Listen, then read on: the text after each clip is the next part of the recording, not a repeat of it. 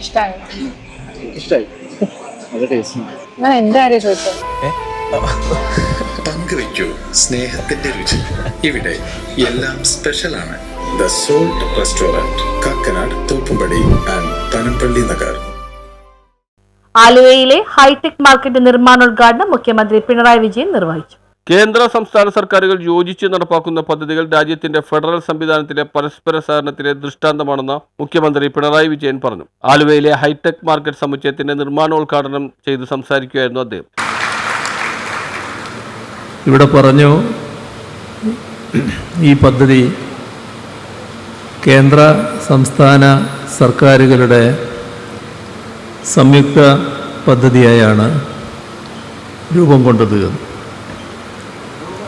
കേന്ദ്ര സർക്കാരും സംസ്ഥാന സർക്കാരും കൂടി യോജിച്ച് നടപ്പാക്കുന്ന പദ്ധതികൾ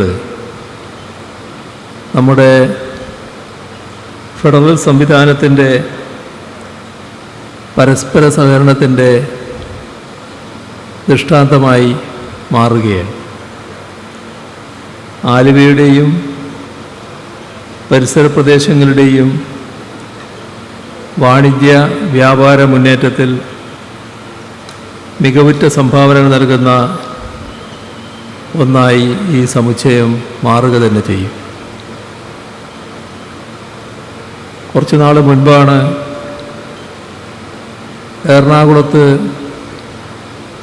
അതിമനോഹരമായ ഒരു മാർക്കറ്റ് സമുച്ചയം ഉദ്ഘാടനം ചെയ്യപ്പെട്ടത്. തീർച്ചയായും ആലുവ പോലൊരു നഗരത്തിൽ വലിയ വാണിജ്യ പ്രാധാന്യമുള്ള ഒരു സ്ഥലം എന്നുള്ളത് കൊണ്ട് തന്നെ ഇതുപോലൊരു മാർക്കറ്റ് സമുച്ചയം ആവശ്യം തന്നെയാണ്. ശ്രീനാരായണ ഗുരുവിന്റെ നിർദ്ദേശപ്രകാരം മഹാകവി കുമാരനാശാൻ യൂണിയൻ ടൈൽ വർക്ക്സ് എന്ന ഓട്ട് കമ്പനി ആരംഭിച്ചത് ആലുവയിലായിരുന്നു. പ്രദേശത്തിന്റെ എല്ലാവിധ വാണിജ്യ സാധ്യതകളും അദ്ദേഹം കണ്ടിരുന്നു. ആലുവയുടെ വാണിജ്യ പെരുമയുടെയും ഗരിമയുടെയും തുടർച്ചയായാണ് പുതുതായി നിർമ്മിക്കുന്ന മാർക്കറ്റ് സമുച്ചയം. അത്യാധുനിക നിലവാരത്തിലുള്ള മാർക്കറ്റ് യാഥാർത്ഥ്യമാകുന്നതോടെ കേരളത്തിന്റെ വികസന പ്രക്രിയയുടെ കേന്ദ്രമായി ആലുവ മാറും. കേരളത്തിൽ നടപ്പാക്കിക്കൊണ്ടിരിക്കുന്ന അടിസ്ഥാന സൗകര്യ വികസനത്തിന്റെ ഗുണഫലങ്ങൾ ആലുവക്കും പരിസര പ്രദേശങ്ങൾക്കും ലഭിച്ചിട്ടുണ്ട്. ദേശീയപാത വികസനം, ഗെയിൽ പൈപ്പ് ലൈൻ പദ്ധതി എന്നിവയുടെ ഗുണങ്ങൾ നേരിട്ട് അനുഭവിക്കുന്ന പ്രദേശമാണ് ആലുവ. പ്രദേശത്തിന്റെ വികസനത്തിനായി കിഫ്ബി വഴി 300 കോടി രൂപയുടെ പ്രവർത്തനങ്ങളാണ് നടത്തിവരുന്നത്. പുതിയ മാർക്കറ്റ് സമുച്ചയത്തിലേക്കുള്ള റോഡിന്റെ നിർമ്മാണത്തിനായി 10 കോടി രൂപ നീക്കിവെച്ചിട്ടുണ്ടെന്നും മുഖ്യമന്ത്രി വ്യക്തമാക്കി. പദ്ധതി പ്രദേശത്ത് നടന്ന ചടങ്ങിൽ മത്സ്യബന്ധന വകുപ്പ് മന്ത്രി സജി ചെറിയാൻ അധ്യക്ഷത വഹിച്ചു. വികസനത്തിന്റെ കാര്യത്തിൽ സർക്കാരിന് രാഷ്ട്രീയമില്ല എന്നതിന്റെ ഉദാഹരണമാണ് ആലുവ മാർക്കറ്റ് സമുച്ചയമെന്ന് അദ്ദേഹം പറഞ്ഞു. കേന്ദ്ര സംസ്ഥാന സർക്കാരുകളുടെ സംയുക്ത പദ്ധതിയായ മാർക്കറ്റിന് ഏകദേശം 48.32 കോടി രൂപയാണ് ചെലവ് പ്രതീക്ഷിക്കുന്നത്. ഇതിൽ 28.94 കോടി രൂപ കേന്ദ്രവും 19.29 കോടി രൂപ സംസ്ഥാനവുമാണ് ചെലവഴിക്കുന്നതെന്നും അദ്ദേഹം വ്യക്തമാക്കി. പദ്ധതികൾ തയ്യാറാക്കുന്ന കാര്യത്തിലും അത് നടപ്പാക്കുന്നതിലും കേരളം ഒരുപടി മുന്നിലാണെന്ന് മുഖ്യാതിഥിയായിരുന്ന കേന്ദ്ര ഫിഷറീസ് സഹമന്ത്രി ജോർജ് കുര്യൻ പറഞ്ഞു.